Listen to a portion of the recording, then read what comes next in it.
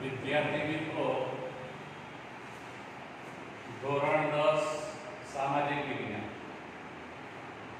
પ્રકરણ 1 ભારતનો વારસો 10મા ધોરણની અંદર આપણે સામાજિક વિજ્ઞાનની અંદર આપણો અભ્યાસક્રમ શરૂ થાય છે. પહેલા પ્રકરણથી ભારતના વારસા. હવે એના પ્રાસ્તાવિકની અંદર આપણે ચર્ચા કરીએ કે ભારતનો વારસો એટલે શું, એના વિશે કઈ કઈ બાબતો છે એ આપણે પ્રાસ્તાવિકની અંદર ટૂંકમાં માહિતી આપેલી છે કે જેને આધારે આખા પુસ્તકની અંદર આપણે કયા મુદ્દાઓની ચર્ચા કરવાની છે અને કઈ બાબતો એમાં આવે છે એ બોર્ડ ઉપર પણ આપણે મુદ્દા લખેલા છે. તો પ્રાસ્તાવિકની અંદર આપણે જોઈએ તો ભારત એ પ્રાચીન સંસ્કૃતિ ધરાવતો દેશ છે. ભારતના પ્રાચીન ગ્રંથોની અંદર વિષ્ણુ પુરાણનું નામ પણ તમે સાંભળ્યું હશે અને એની અંદર આ ભારત વિશે ઉલ્લેખ કરવામાં આવ્યો છે. વિશ્વની અંદર ભારતનું સ્થાન ક્યાં છે કેવું છે એ માહિતી આપણને એમાં આપેલી છે. એટલે ત્યાં આપણે એક સંસ્કૃત શ્લોક આપીને એને સમજાવવા પ્રયત્ન કર્યો છે. ઉત્તરમ યસમુદ્રસ્ય હિમાદ્રેચ્છ દક્ષિણમ વર્ષ તદ ભારત નામ ભારતી યત્ર સંતતિ. આનો અર્થ હવે આપણે જોઈએ, સમજીએ સંસ્કૃત શ્લોકનો. એમાં જ ભારતનું સ્થાન બતાવવામાં આવ્યું છે, ભારત વિશે માહિતી આપવામાં આવેલી છે. તો હવે સમુદ્રની ઉત્તરે અને હિમાલયની દક્ષિણે આવેલું સ્થળનું નામ ભારત વર્ષ છે.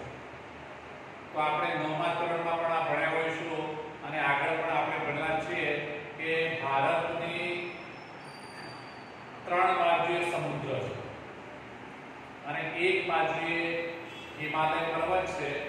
એટલે એ રીતે આપણે જોવા જઈએ તો ભારતની દક્ષિણ બાજુએ સમુદ્ર આવેલો છે અને એટલે સમુદ્રથી ઉત્તરમાં ભારત કહેવાય છે. જ્યારે ભારતથી હિમાલય ઉત્તરમાં આવેલો છે એટલે હિમાલયથી આપણે વાત કરીએ તો ભારત દક્ષિણમાં આવેલો છે.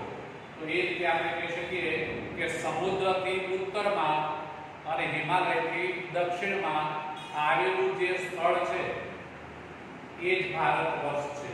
એટલે ભારત માટે વિષ્ણુ પુરાણની અંદર ભારત વર્ષ શબ્દ વપરાયો.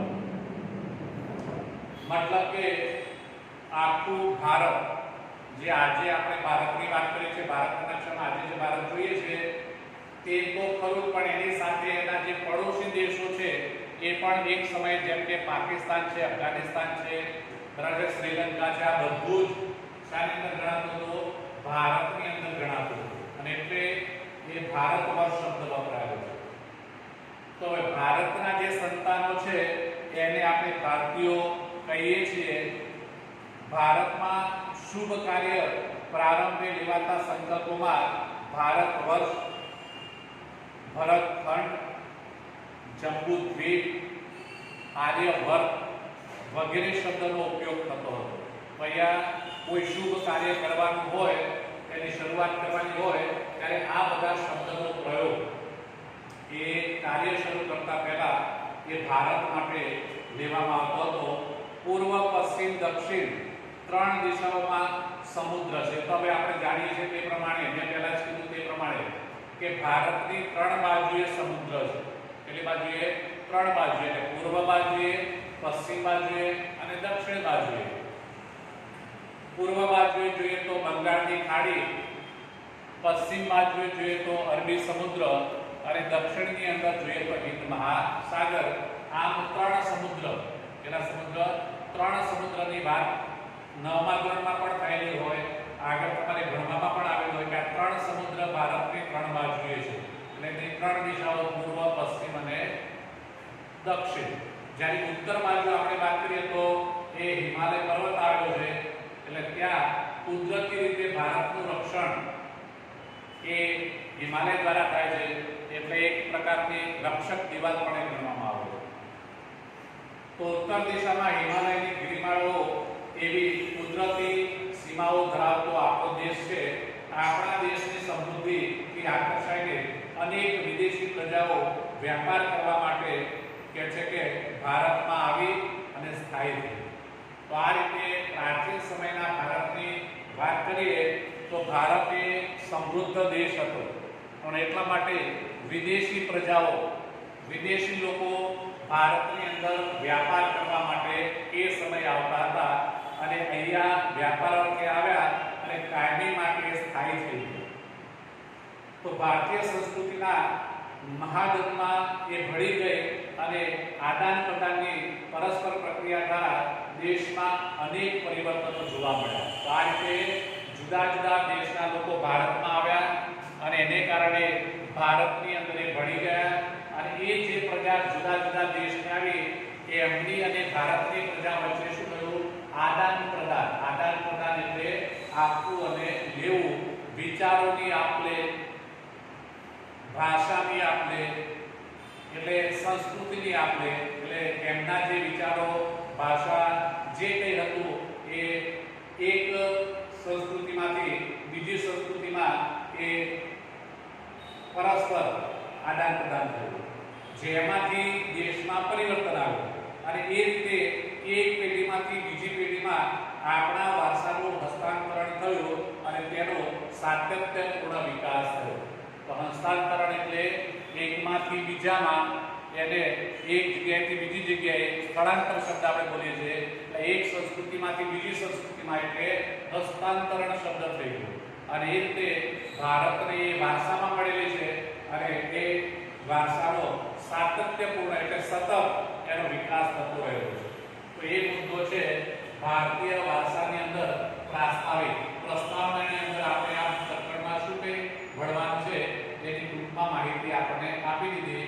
હવે પછીનો મુદ્દો આવે છે ભારતનું સ્થાન અને વિસ્તાર. 9મા ધોરણમાં પણ તમે ભણાવશો, અને ત્યાં પણ તમને આ ભણવામાં આવ્યું હશે કે ભારતનું વિશ્વની અંદર, વિશ્વના નકશામાં કઈ જગ્યાએ એનું સ્થાન છે અને કેવો એનો વિસ્તાર છે. એટલે વિગતની ચર્ચા 9મા ધોરણમાં થઈ છે. અહીં ટૂંકમાં આપણને એવું કીધું છે કે વર્તમાન ભારતના સ્થાન, કદ અને વિસ્તાર વિશે આપણે 9મા ધોરણમાં અભ્યાસ કરી રહ્યા. તો પ્રાચીન સમયનું ભારત ઘણું જ વિશાળ હતું. હમણાં મેં તમને કીધું તેમ આજે નકશામાં જે ભારત છે એવું નહીં, પણ એના કરતા પ્રાચીન સમયનું ભારત શું હતું? વિશાળ. એટલા માટે કે પાકિસ્તાન એ ભારતનો જ એક ભાગ હતું, અફઘાનિસ્તાન એ ભારતનો જ એક ભાગ હતું, બાંગ્લાદેશ ભારતનો જ એક ભાગ હતું, શ્રીલંકા. આ બધા જે અત્યારે સ્વતંત્ર દેશો છે, અલગ અલગ દેશો છે, એ બધા જ દેશો એક સમયે શાની અંદર હતા? ભારતની અંદર હતા. ભારતમાંથી જ આ બધા ભાગ પડેલા છે. એટલે એ રીતે આપણે ગણીએ તો પ્રાચીન સમયનું ભારત એ મોટું વિશાળ દેશ હતું. હાલમાં પણ ભારત એ વિસ્તારની દ્રષ્ટિએ વિશ્વમાં 7મા નંબરે છે. તો ભારતનો વિસ્તારની દ્રષ્ટિએ આપણે વાત કરીએ તો આખા વિશ્વની અંદર 7મો નંબર આવે. મતલબ કે 6 દેશ એવા છે કે જે ભારત કરતા વધુ વિસ્તાર ધરાવતા દેશો છે, અને એટલે ભારતનો 7મો નંબર આવે છે. જે તમે 9મા ધોરણની અંદર એ કયા 5 દેશો છે બરાબર એ યાદી સાથે આપણને 9મા ધોરણમાં ભણાવવામાં આવેલું છે. તો આ જનસંખ્યાની દ્રષ્ટિએ ભારતનું સ્થાન બીજું છે, એટલે વસ્તીની દ્રષ્ટિએ. તો આમ ભારતના સ્થાન વિશે વાત કરીએ તો બે ક્રમ યાદ રાખવાના છે. એક છે ભારતનો 7મો નંબર. વિશ્વની અંદર ભારતનો 7મો નંબર કઈ બાબતમાં છે? તો વિસ્તારની દ્રષ્ટિએ. ભારતની પાસે જે જમીન છે, ભારતનું જે ક્ષેત્રફળ છે, એ ક્ષેત્રફળની દ્રષ્ટિએ આપણે વિચાર કરીએ તો ભારતનો 7મો નંબર આવે. અને વિશ્વની અંદર વસ્તીની દ્રષ્ટિએ વાત કરીએ તો વિશ્વમાં સૌથી વધુ વસ્તી ધરાવતો દેશ એટલે ચીન, જેનો પહેલો નંબર આવે, અને એના પછી બીજા નંબરે ભારત આવે. તો આ રીતે ભારતનું સ્થાન અને વિસ્તાર એ મુદ્દો આપણને આપવામાં આવ્યો છે. એની અંદર આ બાબતો છે જે વિશેષ નોમાંકનમાં આપણે ભણેલા છીએ એ શોર્ટમાં સમજાવ્યું છે. ત્યાર પછીનો મુદ્દો આવે છે વૈવિધ્યસભર વારસો. તો ભારતનો જે વારસો છે એ વૈવિધ્યસભર છે. વૈવિધ્ય એટલે વિવિધતાઓથી ભરપૂર, વિવિધતાથી ભરાયેલો. તો ભારત ભૂમિએ આપણને અને વિશ્વને સમૃદ્ધ અને વિવિધતા સભર વારસો આપેલો છે. તો આપણને તો વારસો મળેલો છે, પણ એ આખા વિશ્વને પણ કહે છે કે આ સમૃદ્ધ વારસો ભારતે આપેલો છે. વૈવિધ્ય સભર વારસો કહેવાય છે. મતલબ કે ભારતના વારસાની અંદર વિવિધતા છે. તો ભારતીય સંસ્કૃતિ શાંતિપ્રિય અને વેપારી રહેલી છે. ભારતના લોકોની અંદર આપણને આ બાબત જોવા મળશે, આ ગુણો જોવા મળશે. એક તો ભારતની પ્રજા એ શાંતિપ્રિય પ્રજા છે, એટલે શાંતિમાં માનવાવાળી. અને બીજા નંબરની અંદર કે ભારતની પ્રજા એ વ્યાપારિક પ્રજા છે, એ વેપારની અંદર માને છે, વેપાર કરે છે. તો ભારતીય સંસ્કૃતિમાં સચ્ચિત અને આનંદનો અનુભવ પ્રાપ્ત થાય છે. આ શબ્દ પણ આપણે સાંભળેલો છે, સચ્ચિત આનંદ એટલે લાંબા સમય સુધી આનંદની પ્રાપ્તિ થવી, એટલે સચ્ચિત આનંદ. તો આ ઉપરાંત અહીં આવીને વસેલી ભિન્ન ભિન્ન સંસ્કૃતિ સાથેના આદાન પ્રદાન થકી ભારતીય સંસ્કૃતિ સમૃદ્ધ બની તેણે અપનાવેલ અહિંસા અને શાંતિના મૂલ્યોની આજે વિશ્વભરમાં પ્રશંસા અને સ્વીકાર થયેલો છે. તો આપણે પહેલા જ વાત કરી કે ભારતની અંદર જુદા જુદા દેશના લોકો ભારતમાં આવ્યા, એટલે જે દેશના લોકો ભારતમાં આવ્યા એ દરેક દેશની સંસ્કૃતિ કેવી હોય, ભિન્ન ભિન્ન હોય, જુદી જુદી હોય. તો એ જુદી જુદી સંસ્કૃતિ ભારતમાં આવી અને એ સંસ્કૃતિ વચ્ચે શું થયું, આદાન પ્રદાન થયું. આ દરેક લોકો વચ્ચે તેમના જે સારા વિચારો, વર્તનો કે જે કઈ બાબતો હોય એ આપણે અપનાવ્યા. આપણી પાસેથી જે વસ્તુઓ અપનાવવા જેવી હતી એમને અપનાવી, એટલે એને કહેવાશે આદાન પ્રદાન. અને એમાંથી આ સંસ્કૃતિ બની, સમૃદ્ધ બની. તો ભારતની અંદર ખાસ કરીને એક અહિંસા અને બીજું છે શાંતિ, આ બે મૂલ્યો કે છે કે ભારતીય સંસ્કૃતિના મૂલ્યો કહેવાશે. અને આખા વિશ્વની અંદર આ બે મૂલ્યોનો સ્વીકાર થયેલો છે. તો સિંધુ ખીણની સંસ્કૃતિના લોકોથી શરૂ કરીને આજ દિન સુધીના લોકોએ ભારતને પોતાની આવડત, બુદ્ધિ, શક્તિ અને કલા કૌશલ્ય દ્વારા સમૃદ્ધ બનાવેલું છે. તો આ રીતે લોકોની અંદર આ જે કઈ શક્તિઓ પડેલી છે એ શક્તિઓ દ્વારા ભારતની જે સંસ્કૃતિ છે તેને સમૃદ્ધ બનાવેલી છે. તો ભારતના ભવ્ય વારસાના નિર્માણ અને ઘડતર માટે અનેક ઋષિ મુનિઓ. તો આ ભારતનો ભવ્ય વારસો જે આપણે વાત કરી કે આખા વિશ્વની અંદર એ વારસો પ્રસિદ્ધ થઈ ગયો છે. તો એ વિશ્વમાં વારસાને પ્રસિદ્ધ કરવામાં જેમની મહત્વની ભૂમિકા છે એવી વ્યક્તિઓમાં આ કોણ આવે છે, આપણા ઋષિ મુનિઓ. એમને આપણને આ સંસ્કૃતિ આપેલી છે. સંતો, વિદુષીઓ, વિદ્વાનો, ચિંતકો, કલાકારો, કારીગરો, વૈજ્ઞાનિકો, સંશોધકો, સાહિત્યકારો, શિક્ષણ શાસ્ત્રીઓ, રાજનીતિજ્ઞો, ઇતિહાસકારો, સમાજ સુધારકો વગેરેનો અગત્યનો ફાળો છે. આમ આપણે જોઈ શકીએ છીએ કે આ બધા વિવિધ ક્ષેત્ર ધરાવતા નિષ્ણાતો છે. આ જુદા જુદા ક્ષેત્રોમાં આ બધા લોકો નિષ્ણાત હોય છે અને એમને પોતાનો ફાળો એ ભારતીય સંસ્કૃતિને સમૃદ્ધ કરવામાં આપેલો છે. જેના આધારે ભારતની સંસ્કૃતિ, ભારતનો વારસો સમૃદ્ધ બન્યો છે. તો તેમના ધર્મ, શાસન શૈલી, ભાષા, કલા, ચિત્ર, બોલી, પહેરવેશ અને રીત રિવાજ વગેરે પણ ભારતને મળ્યા અને આ રીતે ભારતમાં ભાતીગળ સંસ્કૃતિનું નિર્માણ થયું. કયો શબ્દ આવ્યો? ભાતીગળ સંસ્કૃતિનું નિર્માણ ભારતમાં. એટલા માટે કે જુદા જુદા દેશના લોકોની જુદી જુદી સંસ્કૃતિ, જેની જુદી જુદી ભાષા હોય, જુદા જુદા ધર્મ હોય, જુદા જુદા રીત રિવાજ હોય, જુદા જુદા મૂલ્યો હોય, પણ એ બધા મૂલ્યો, ધર્મ, ભાષા, રીત રિવાજ આ બધાનું શું થયું? આદાન પ્રદાન થયું, એકબીજાનો સમન્વય થયો, એટલે ભેગા મળી અને એમાંથી સંસ્કૃતિનું નિર્માણ થયું. કઈ સંસ્કૃતિ? ભારતીય સંસ્કૃતિ. અને એટલા જ માટે આપણે પછીનો શબ્દ આવે છે સંસ્કૃતિનો અર્થ. કે આ સંસ્કૃતિ એટલે શું? આપણે વારસાની વાતો કરીએ છીએ, પણ એ વારસાની અંદર શું છે? સંસ્કૃતિ છે. અને એટલે સંસ્કૃતિ એટલે શું એ આપણને ખ્યાલ હોવો જોઈએ. સંસ્કૃતિ કોને કહેવાય? બરાબર છે, એ જ સંસ્કૃતિ આપણો વારસો છે. તો સંસ્કૃતિ એટલે જીવન જીવવાની રીત. હવે એક વાક્યનો પ્રશ્ન બની શકે, એક ગુણનો પ્રશ્ન બની શકે કે સંસ્કૃતિ એટલે શું? તો આપણે એના જવાબમાં એક જ લીટીમાં જવાબ આપવાનો છે કે સંસ્કૃતિ એટલે જીવન જીવવાની રીત. દરેકે દરેક વ્યક્તિની જીવન જીવવાની રીત એ પોતાની બરાબર છે અલગ અલગ રીત હોય છે. પોતે દરેક વ્યક્તિ પોતાની રીતે જીવન જીવતો હોય છે. એટલે સંસ્કૃતિ એટલે જીવન જીવવાની રીત એવો શબ્દ આપ્યો છે. દેશ કે સમાજમાં કાળક્રમે બદલાતા સંજોગો અનુસાર જનજીવનમાં આવતા પરિવર્તનો, સુધારા, સામાજિક નીતિ રીતિ વગેરે વડે ભિન્ન ભિન્ન સમાજોની સંસ્કૃતિ બને છે. અને સંસ્કૃતિ એ માનવ મનનું ખેડાણ. બીજો શબ્દ એક તો જીવન જીવવાની રીત, બીજા શબ્દમાં જવાબ આપવો હોય તો સંસ્કૃતિ એટલે માનવ મનનું ખેડાણ. આપણે સંસ્કૃતિ કોને કહીએ છીએ? તો સંસ્કૃતિ એ માનવ મનનું ખેડાણ છે. માનવીના મનમાં જે કઈ બાબતો ચાલે છે અને એ પ્રમાણે આગળ વધે છે, જીવન જીવે છે, એટલે એ માનવ મનનું શું છે? ખેડાણ છે. અને એની અંદર આપણે જોઈએ તો આ માનવ મનનું ખેડાણ એટલે શું?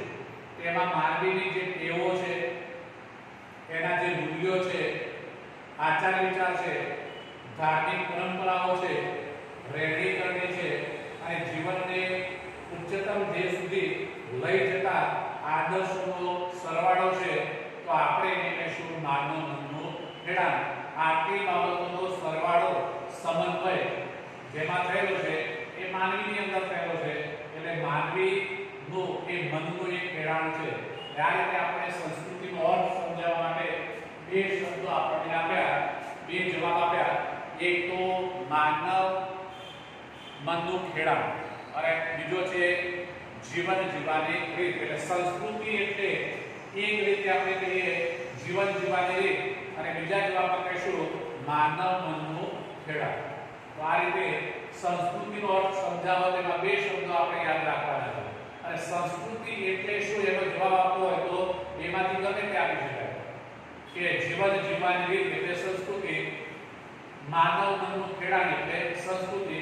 આ બે જવાબ છે, પણ એ બંને જવાબ એટલે આપણે જેને સંસ્કૃતિ એટલે શું એને સમજવા જે માંગીએ છીએ એનો અર્થ.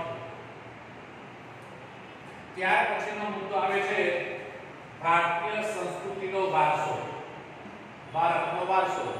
તો આપણે ભારતના વારસાની અંદર સંસ્કૃતિ શબ્દ આવે. સંસ્કૃતિ એટલે શું એનો અર્થ સમજાય.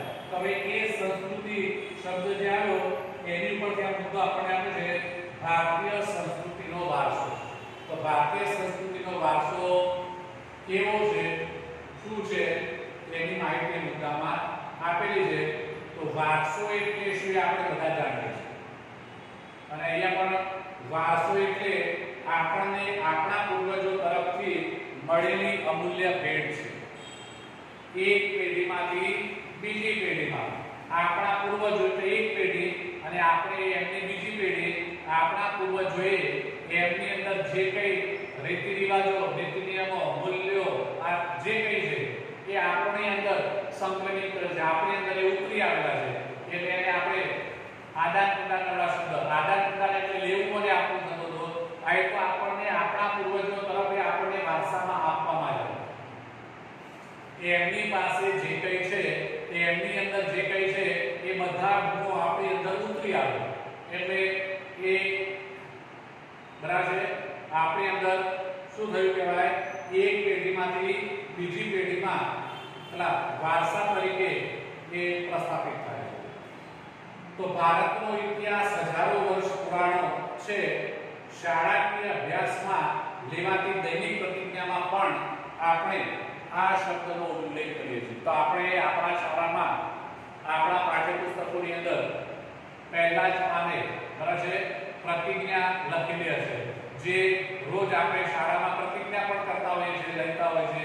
તો એ પ્રતિજ્ઞાની અંદર પણ આ શબ્દનો ઉલ્લેખ થયેલો છે. કયા શબ્દો છે? કે હું મારા દેશને ચાહું છું અને તેના સમૃદ્ધ અને વૈવિધ્યપૂર્ણ વારસાનો મને ગર્વ છે. તો આપણા ભારત દેશનો વારસો એ સમૃદ્ધ પણ છે અને વૈવિધ્યપૂર્ણ પણ છે. અને સમૃદ્ધ અને વૈવિધ્યપૂર્ણ જે વારસો છે એનો ભારતના દરેકે દરેક નાગરિકને ગર્વ છે. તો એ આપણે એ રીતે આપણે એમાં બરાબર આપણે એ વારસાનો ગર્વ આપણી પ્રતિજ્ઞામાં પણ આપણે ભણીએ છીએ. તો આ સમૃદ્ધ વારસો એટલે ભારતનું સમગ્ર વિશ્વને પૂર્ણ માનવ જીવનના રહસ્યનો પ્રદાન એમ કહી શકાય. તો ભારતના આ વારસાને નીચે દર્શાવેલા બે વિભાગમાં વહેંચવામાં આવેલો છે. તો આમ આપણે અહીંયા ભારતીય સંસ્કૃતિનો વારસો, તો ભારતીય સંસ્કૃતિ એ વારસાની અંદર બે ભાગમાં વહેંચાયેલી છે. એટલે એના બે ભાગ, એક છે પ્રાકૃતિક વારસો અને બીજો છે સાંસ્કૃતિક વારસો. તો આ બે પ્રકારો આ પ્રકરણની અંદર આપણે ભણવાના છે, પ્રાકૃતિક વારસો અને સાંસ્કૃતિક વારસો. તો આપણે પ્રાકૃતિક વારસાની પહેલા વાત કરીશું. એટલે પહેલો પ્રકાર જે પડે છે એ ભારતનો પ્રાકૃતિક વારસો છે. કયો વારસો છે? પ્રાકૃતિક. પ્રાકૃતિક એટલે બીજા શબ્દમાં કુદરતી પણ કહી શકાય. પ્રકૃતિ, પ્રકૃતિ એટલે કુદરત. તો પ્રાકૃતિક એટલે કુદરતી. તો પ્રકૃતિ, પર્યાવરણ અને માનવ જીવનની વચ્ચેના નિકટતમ સંબંધોનું પરિણામ એટલે પ્રાકૃતિક વારસો. આવો શબ્દ આપણે જેને પ્રાકૃતિક વારસો કહીએ છીએ એમાં આટલી બાબતો છે. એક છે પ્રકૃતિ, બીજું છે પર્યાવરણ અને ત્રીજું છે માનવ જીવન. આ ત્રણેય વચ્ચે નિકટના સંબંધો છે. આ એકબીજા સાથે સંકળાયેલા છે. પ્રકૃતિ, પર્યાવરણ અને માનવ જીવન જોડાયેલું છે અને એને જ આપણે પ્રકૃતિ ગણીએ છીએ, પ્રાકૃતિક વારસો ગણીએ છીએ. તો પ્રાકૃતિક વારસો એ કુદરતની ભેટ છે. તો આ કુદરત તરફથી જ આપણને બધું મળેલું છે. એમાં આપણે કોઈ બાબતનું પણ નિર્માણ કરી શક્યા નથી. એ કુદરતે જ આપણને આપેલું છે. એટલે જે પ્રાકૃતિક વારસો કહેવાશે એ કુદરત તરફથી મળેલી આપણને એક અણમોલ ભેટ કહેવાશે. તો ભારતનો પ્રાકૃતિક વારસો વિશિષ્ટ અને વૈવિધ્યસભર છે, જેમાં ઊંચા પર્વતો. હવે આ પર્વતો એ આપણે નથી બનાવ્યા. પર્વતો એ કુદરતી રીતે જ એનું સર્જન થયેલું છે. નદીઓ, ઝરણા, સાગર, લાંબા દરિયા કિનારા, વિશાળ ખડકૂટ મેદાનો, ખીણ પ્રદેશો, રણ પ્રદેશો વગેરે. આ બધી બાબતોનો સમાવેશ શામાં થાય છે? પ્રાકૃતિક વારસાની અંદર થાય છે. અને એ બધું કુદરતી છે, કુદરત તરફથી આપણને મળેલું છે. તો વૃક્ષો, વનસ્પતિ, જીવજંતુ, ઋતુઓ, પશુ પક્ષી, પ્રાણીઓ અને વૈવિધ્યપૂર્ણ ભૂમિ દ્રશ્યો, વિવિધ પ્રકારના ખડકો, ખનિજોનો સમાવેશ પણ એની અંદર થાય છે. તો અહીંયા જે શબ્દોની આપણે વાત કરી એ બધા શબ્દોની વાત કરીએ તો એમાંથી કોઈનું પણ આપણે જાતે નિર્માણ કરી શક્યા નથી. એનું નિર્માણ કેવી રીતે થયેલું છે? કુદરતી રીતે જ થયેલું છે. કુદરતે જ આપણને આપેલું છે અને એટલા જ માટે આપણે એને કુદરતની અણમોલ ભેટ ગણાવીએ છીએ. આમ આપણે સૌ પ્રકૃતિના જ સંતાનો છીએ. પ્રકૃતિએ આપણને આહાર, પાણી, શુદ્ધ વાયુ તેમજ નિવાસ જેવી લગભગ બધી જ આવશ્યકતાઓ માટે સુંદર વ્યવસ્થા કરી આપેલી છે. તો આપણને આપણા જીવન માટે અગાઉ શબ્દ પડી ગયા જીવન જીવવાની રીત. જીવન જીવવા માટે જે કંઈ જરૂરી છે એ બધું જ આપણને કુદરતે આપેલું છે. જે આપણે જોઈ ગયા તે પ્રમાણે કે આહાર એટલે ખોરાક, જીવવા માટે ખોરાક જરૂરી છે, પાણી જરૂરી છે, શુદ્ધ ઓક્સિજન એટલે કે વાયુ જરૂરી છે. તો આ બધું આપણને કુદરતે જ આપેલું છે. બરાબર. તો પ્રકૃતિ સાથેનો આપણો વ્યવહાર શ્રદ્ધાપૂર્વક હોવાના ઉદાહરણો પંચતંત્રની વાર્તાઓમાં અને બૌદ્ધ ધર્મની જાતક કથાઓમાં જોવા મળે છે. તો આપણો જે વ્યવહાર છે અને એ શ્રદ્ધાપૂર્વકનો આપણો વ્યવહાર છે એ આપણને બે બાબતોની અંદર જે આપણે ભણેલા છીએ એની અંદર એની માહિતી પણ આપણે મળે છે. એક પંચતંત્રની વાર્તાઓ ભણ્યા હોય તો એની અંદર આવે, અને બૌદ્ધ ધર્મની જાતક કથાઓનો અભ્યાસ કર્યો હોય તો એની અંદર પણ આ બધી માહિતી આવે છે. તો આપણા લોક સંગીત અને શાસ્ત્રીય સંગીતમાં પણ ઋતુ અને પ્રકૃતિ સાથેના સંબંધો જોવા મળે છે. તો બે પ્રકારના સંગીતની વાત કરીએ. પહેલા પ્રકારનું સંગીત બે. એક છે લોક સંગીત, લોકો દ્વારા જે સંગીત આપણને પૂરું પાડવામાં આવે છે તો એ સંગીત લોક સંગીત કહેવાશે. અને બીજું શાસ્ત્રીય સંગીત કે જે સંગીતના નિષ્ણાતો છે, વેદતાઓ છે, અને એમને જે સંગીત આપણને આપ્યું છે શાસ્ત્રીય સંગીત છે. અને આ બંને પ્રકારના જે સંગીત છે એની અંદર આપણને આ પ્રકૃતિની બે બાબતો, કઈ બાબતો? તો ઋતુઓ. તો આપણે જેને પ્રકૃતિ ગણી છે એ પ્રકૃતિની અંદર ઋતુઓ આવી જાય છે. એટલે ઋતુઓ અને પ્રકૃતિ, બરાબર છે, એનો સંબંધ એ આપણા સંગીતની અંદર પણ આપણને જોવા મળે છે. તો આપણા ગીતો, તહેવારો, કવિતાઓ, ચિત્રોમાં પ્રકૃતિ અને ઋતુચક્રનું નિરૂપણ જોવા મળે છે. નિસર્ગોપચાર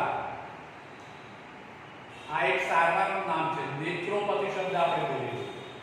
શરીરની સારવાર, કોઈ પણ પ્રકારની બીમારી થાય ત્યારે એ ઉપચાર કરવામાં આવે છે, સારવાર આપવામાં આવે છે, અને એ સારવાર માટે શબ્દ નિસર્ગોપચાર શબ્દ બોલાય છે.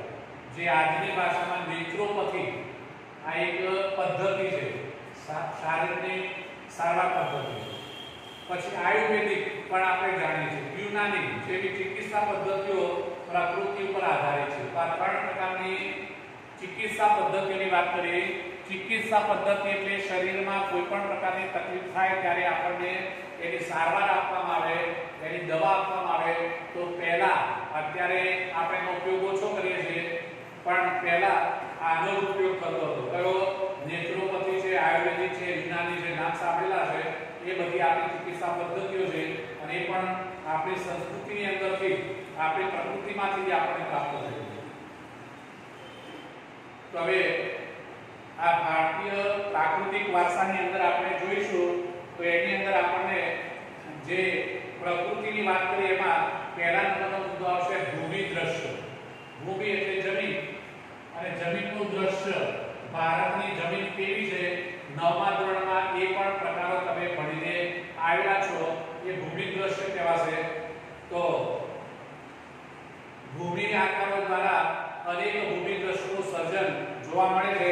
દાખલા તરીકે હિમાલય પર્વત એ ભૂમિ આકાર છે. તો આ નાના મોટા પર્વતો, ખીણો, આ બધું જે કંઈ છે એને આપણે શું કહીશું? ભૂમિ દ્રશ્યો કહીશું. અને ભૂમિ દ્રશ્યોનું સર્જન પણ કુદરતી રીતે થયેલું છે. તો હિમાલયમાં અનેક પ્રકારની ઉપયોગી વનસ્પતિ, ખનિજો, અવનવા પશુ પંખી અને શિખરો કે છે કે બરફથી છવાયેલા જોવા મળે છે. તેનાથી મોટી નદીઓ બારેમાસ ભરપૂર પાણીથી સમૃદ્ધ રહે છે. હવે હિમાલયની અંદરથી નીકળતી જે નદીઓ છે, જે મોટી નદીઓ છે, અને ત્યાં આપણે જોઈએ તો એ નદીઓમાં બારેમાસ પાણી વહેતું રહે છે. એટલે બારેમાસ વહેતી નદીઓ શબ્દ આપણે જે લઈએ છીએ એ પાણીથી ભરપૂર, જે સમૃદ્ધ છે. તરાઈના જંગલો પણ ત્યાં જ આવેલા છે. તરાઈ શબ્દ પણ તમે સાંભળ્યો છે. તરાઈના જંગલો આ ગંગા નદીના જે કિનારાના મેદાનો છે અને ત્યાં જે જંગલોની સુંદર વન આપણે કહીશું, બરાબર છે, એ બધા જે જંગલોની રચના થયેલી છે એ તરાઈના જંગલો કહેવાશે. તો હિમાલયમાં અમરનાથ, બદ્રીનાથ, કેદારનાથ જેવા યાત્રાના સ્થળો, નર્મદા દેવી જેવા શિખરો પણ આવેલા છે. તો ભારત માટે હિમાલયનું મહત્વ ઘણું છે. તો આ રીતે આપણે ભૂમિ દ્રશ્યની અંદર વાત કરીએ તો ભૂમિ દ્રશ્યની અંદર મોટે ભાગે પર્વતો, શિખરો, નદીઓ, કારણ કે પર્વતોમાંથી નદીઓ નીકળે છે એટલે એ જે ઊંચાઈ છે, પર્વતો છે, એમાં જંગલો છે, એ ભૂમિ દ્રશ્યની અંદર એ સમાઈ જાય છે. બીજા નંબરના મુદ્દાની આપણે વાત કરીએ તો નદીઓ. પ્રકૃતિ, જેમ પર્વતો એ કુદરતી રીતે સર્જાયેલા છે, કુદરતે જે આપણને આપેલી ભેટ છે, એમ નદીઓ એ પણ કુદરતી રીતે સર્જાયેલી છે, કુદરતે આપેલી આપણને ભેટ છે. તો પ્રાચીન કાળથી નદીઓ એ પ્રાકૃતિક માર્ગ પૂરો પાડતી રહી છે. ભારતીય સંસ્કૃતિ સિંધુ ખીણ એટલે સિંધુ અને રાવી નદીના કિનારે પાલન પોષણ પામેલી છે. તો આપણે જે ભારતીય સંસ્કૃતિની વાત કરી છે એ ભારતીય સંસ્કૃતિનું સર્જન, પાલન પોષણ જ્યાંથી એ ઉત્પન્ન થયા એનું પાલન પણ થયું. તો એ બે નદીઓની વાત કરી છે, સિંધુ ખીણ અને રાવી નદી.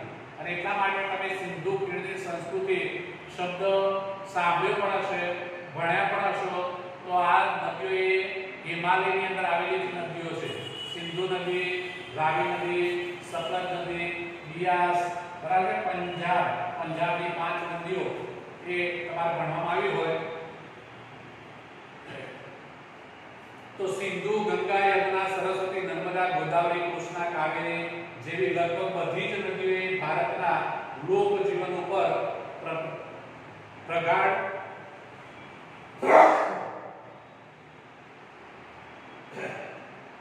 અસર ઉપજાવી. તો આ બધી ભારતની નદીઓ છે અને આપણે જોયું છે કે ભારતની આ બધી નદીઓ એ ભારતની પ્રજા માટે, એમના જીવન માટે એ જીવન જીવવા ઉપયોગી છે. એટલે લોકોના જીવન ઉપર, લોક જીવન એટલે લોકોનું જીવન, એની ઉપર નદીઓની ગાઢ અસર છે. એટલા માટે કે આપણે નદી ન હોય તો કલ્પના પણ કરી શકતા નથી, કારણ કે એના વિના જીવન શક્ય છે નહીં. નદી ન હોય તો પાણી ન હોય, પાણી ન હોય તો જીવન શક્ય ન હોય. એટલે આ નદીઓ દ્વારા આપણને પાણી મળી રહે છે. એ જ પાણીનો આપણે આપણા જીવન માટે ઉપયોગ કરીએ છીએ. તો પીવાનું પાણી, વપરાશનું પાણી, સિંચાઈ, વીજળી, ખેતી, જળમાર્ગ જેવી આપણી મહત્વની જરૂરિયાતો સંતોષવામાં નદીઓનું સ્થાન મહત્વનું છે. આવે શબ્દ. તો આ રીતે આપણે પાણીનો સવારે જાગીએ ત્યાંથી રાત્રે સૂઈ જઈએ ત્યાં સુધી આપણને ખબર છે કે પાણી વિના આપણને ચાલતો નથી. અહીં આપણે પાણીના બધા ઉપયોગની વાત કરીએ તો આ બધી જ જગ્યાએ આપણે પાણીનો ઉપયોગ કરીએ છીએ અને એ પાણી આપણને નદીઓ આપે છે, નદીઓ દ્વારા પ્રાપ્ત થાય છે. તો એ ઉપરાંત માટીના વાસણો, મકાનો, લીંપણ તથા ઉદ્યોગોના વિકાસ માટે પણ કહે છે કે માનવીએ નદીના પાણી પર આધારિત રહેવું પડે છે. તો પેલું આપણે ઘરની અંદર પાણીનો ઉપયોગોની વાત કરી, પણ એનાથી આગળ વધીને પણ ખેતી કરવા માટે પણ પાણી જોઈશે અને કોઈ ઉદ્યોગ ચલાવવો હોય તો ઉદ્યોગ ચલાવવા માટે પણ શાની જરૂર પડશે? પાણીની જરૂર પડશે. બાંધકામ એ ઉદ્યોગ જ છે. આપણે મકાન બનાવવું હોય તો એમાં પણ પાણીની જરૂર તો પડે. એટલે એ રીતે આપણે જોવા જઈએ તો આપણે દરેક જગ્યાએ પાણીનો ઉપયોગ કરીએ છીએ. તો આ નદીઓએ ભારતીય પ્રજા જીવનને સમૃદ્ધ બનાવ્યું છે અને આપણી સંસ્કૃતિમાં પ્રાચીન કાળથી નદીઓના કૃષા અને સંધ્યાના વિવિધ ભૂમિ દ્રશ્યો દ્વારા ભરપૂર સૌંદર્ય, કલાસૂઝ અને કૌશલ્યનો વિકાસ પણ આ જ પ્રકૃતિના વારસામાંથી મળેલો છે. અને તેથી આપણે નદીને લોક માતાનું બિરુદ આપેલું છે. આ શબ્દ પણ તમારે ભણવામાં આવ્યો છે. ન આવ્યો તો અહીંયા આવે છે. આપણે શબ્દ યાદ રાખવાનો છે એક માર્ક માટે કે નદીને ભારતની અંદર કયું બિરુદ આપવામાં આવેલું છે? બરાબર છે. તો નદીને ભારતમાં લોક માતાનું બિરુદ આપેલું છે. નદી એ લોક માતા છે, લોકોની માતા. લોક માતા એટલે લોકોની માતા. જેમ આપણને આપણી માતા જન્મ આપે છે અને આપણો ઉછેર કરે છે, એમ એ માતા પછી આ નદી એ બીજા નંબરની લોક માતા છે, કારણ કે એના વિના એના પાણી વિના આપણે જીવી શકવાના નથી. એટલે એ રીતે ભારતની અંદર નદીઓનું બહુમાન કરવામાં આવેલું છે લોકમાતા શબ્દ. ત્રીજા નંબરની અંદર વારસાની અંદર પ્રાકૃતિક વારસાની અંદર ત્રીજા મુદ્દાની આપણે વાત કરીએ તો એ આવશે વનસ્પતિ જીવન. કયો મુદ્દો આવશે? વનસ્પતિ જીવન. વનસ્પતિનું પણ આપણા જીવનમાં મહત્વ છે. ભારતની પ્રજા આદિ સમયથી પર્યાવરણ પ્રેમી રહી છે, જેની સાક્ષી તેનો વૃક્ષ પ્રેમ, પુષ્પ પ્રેમ અને છોડવાઓ પ્રત્યેનો આદર એ સૂચવે છે. માણસ, પ્રાણી, પશુ પક્ષીના આહાર માટે વનસ્પતિ પર આધાર આપવો પડે. તો અહીંયા પેલા પ્રાણીઓ પક્ષીઓની વાત કરીએ તો એ બધા એ કોની પર આધાર રાખે છે? એ વનસ્પતિ પર આધાર રાખે છે. તો ભારતમાં વડ, પીપળો, તુલસી વગેરે પૂજા ધૂપ દીપ કરવામાં આવે છે. વડ સાવિત્રીના વ્રતમાં વડની પૂજા કરવામાં આવે છે. અનાજ, કઠોળ, કેરીબિયાના છોડ, ધન ધાન્યની લહેરતા ખેતરો, વનસ્પતિ સમૃદ્ધિ, આ બધી આપણે વનસ્પતિ જ કહીએ છીએ અને એ વનસ્પતિનું આપણા જીવનમાં ખૂબ જ મહત્વ છે. એટલે આપણે એને વનસ્પતિ જીવન કહીશું. ભારતના વારસામાં આ ત્રીજો મુદ્દો થાય છે વનસ્પતિ જીવન. આપણે અહીંયા